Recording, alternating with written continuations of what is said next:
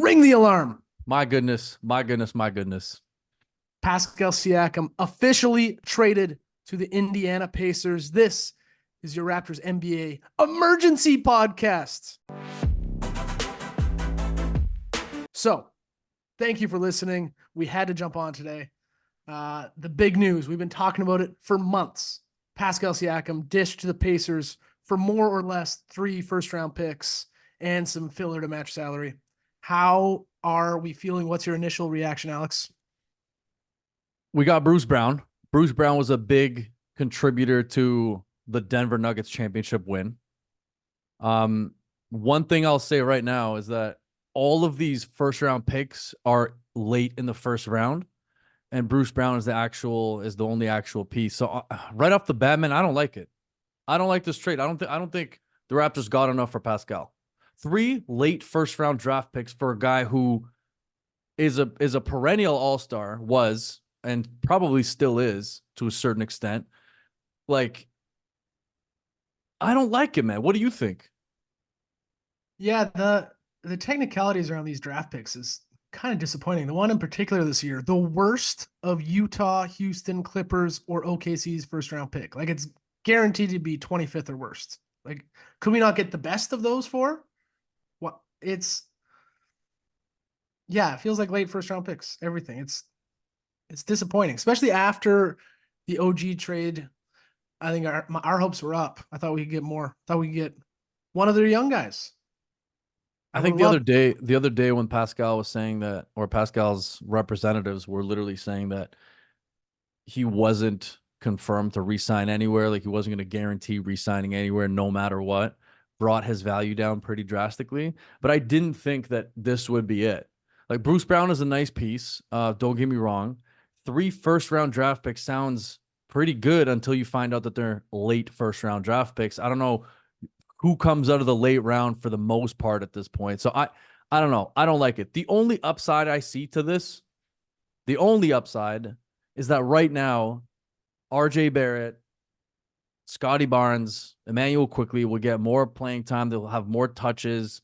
It just kind of opens up that part of the scoring that Pascal was taking up. But on a more personal note, man, I'm really sad. I'm really sad that Pascal's gone. It sucks. You know, he grew up with the Raptors. We've known him since he was a rookie. We've known him since the 905, and now he's gone. Yeah, I'm really sad. He's in terms of it, he's got a huge Raptors legacy. He's was don't let anyone tell you differently. He was the second option on the Raptors championship team. He was had games where he put up 30 points. The Raptors do not win that championship without him. He performed at a high level. He always had. Yeah, it's sad. It's like, who would have thought all these years later that Chris Boucher would be the last one from that team still on the Raptors? It's God damn it, I'm sad. Here's the thing. Honestly, I'm surprised they couldn't get any of the younger pieces from Indiana. So Benedict Mathurin would have been great. Nemhard would have been great as well. And I think that's what all of the Raptors fans were kind of expecting if he was to go to Indiana. We've been talking about these Indiana rumors for a few weeks at this point. So to me, it's like, did we get fleeced on this deal? Did the Raptors get fleeced? What is the overall reaction on Twitter, X, whatever? What have you seen? I think, well, from what I've seen, is everyone kind of expected a younger guy to be part of this trade. The Jarris Walkers, the Nemhards, the Matherins, one of those guys. So it is disappointing for a lot of people, and I get that. But I counter that. I have a lot of trust in Masai and Bobby to make the right trade. Uh, I'm sure they canvassed the whole league, and I'm sure they went back to the Kings this morning. They went back to the Mavericks this morning and were like, "Hey, can you beat this trade? Can you beat these 3 first round picks? You want to give us Keegan Murray? We got a trade on the table." Like, I'm sure this is the best they could get for it. Do you think they could have held off a little bit longer? Like, they weren't in dire straits to trade him right now. Could they have held off a bit longer? No, the deadline is a few weeks away. You're right. They possibly you could have, maybe, but maybe Indiana goes elsewhere for it and they drop out of it. I don't know. It's tough. I see the disappointment in Raptors fans, but I also think it's the best they could have done. We posted on our Instagram story We posted a poll who won the trade, and it's pretty evenly split. Raptors 38%, Pacers 25%, and then a fair trade also at 38%. So it's like, I Yeah. don't know, people aren't upset. They see both sides of it. Do You know, I you, just I just saw it. Yeah, do I what? Sorry. if you're a Pacers fan, are you happy? 100%. I'm ecstatic if I'm a Pacers fan. The one thing I'm worried about is the fact that he won't stay because it's Indiana and because he's said to everybody that he's willing to look at every possible place where you could sign after this year. But man, I found the best reaction to this trade, which I agree with. What's Probably that? the one second. So the quote is probably the least exciting trade of someone with a resume as great as Siakam's, TBH. I agree with that completely. Like, I feel like he was so underappreciated in Toronto for the time that he was here. And the fact that we only got 3 late first round draft picks and Bruce Brown from is a little bit disappointing. I don't know. I'm still disappointed about this. I No, feel like okay. they could have done I feel like they could have done so much better.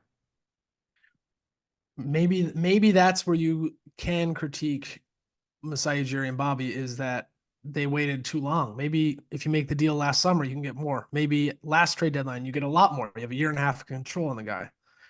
Maybe this is what happens when you wait till he has half a season left on his contract and may not resign. Although I do think Woj said after the trade that Siakam is excited about the trade and eager to potentially sign with Indiana in the offseason. Does that mean he is? There's so much smoke saying that he's not that I don't necessarily believe it. Yeah. I'm looking at to answer your previous question a little bit more in depth. I'm looking at the Pacers depth chart right now, and they look pretty good. So Tyrese at the 1, Buddy Hield at the 2, Mathurin coming off the bench, Aaron Naismith Myth at the 3, Mathurin coming off the bench for either of those 2 positions. Now Pascal's at the 4, Jalen Smith as his sub, and then Miles Turner at the 5. Look, are they a contender with Pascal at this point? Probably not. Even with Halliburton playing as well as he is, I don't think they're a contender with Pascal on this team. What do you think?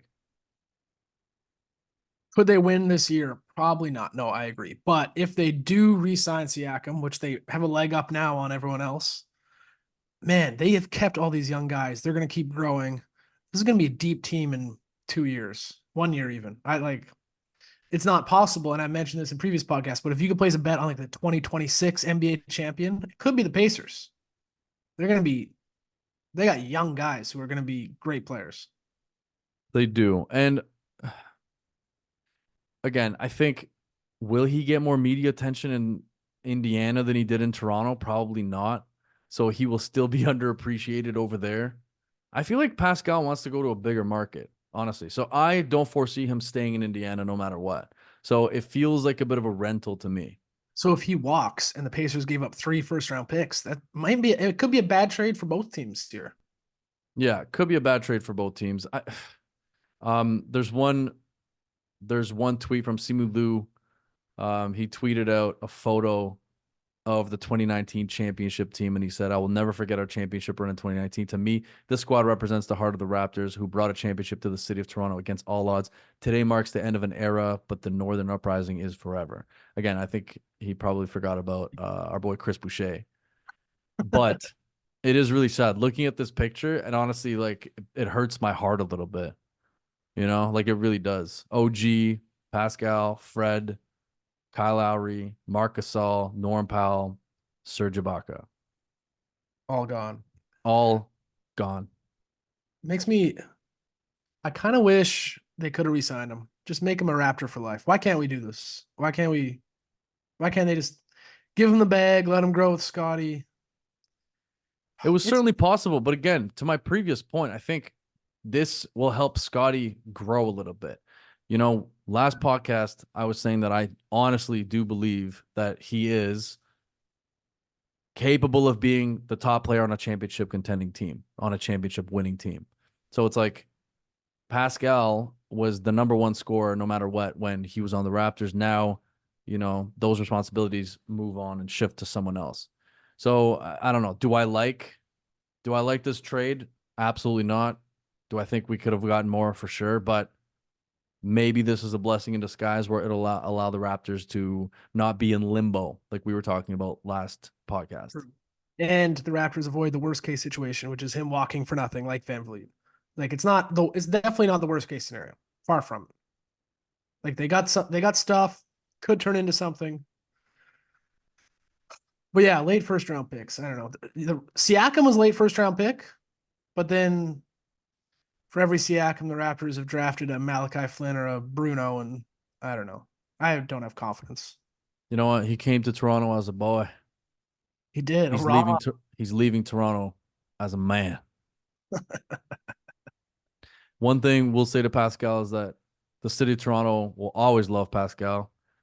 I would like to say thank you for helping us win that championship team, and just thank you from the city of Toronto and us loyal Raptors fans. Thank you, Pascal. Probably won't hear this, but just wanted to say that. Thank you, Pascal. Thank you so much. I got a question. Sad.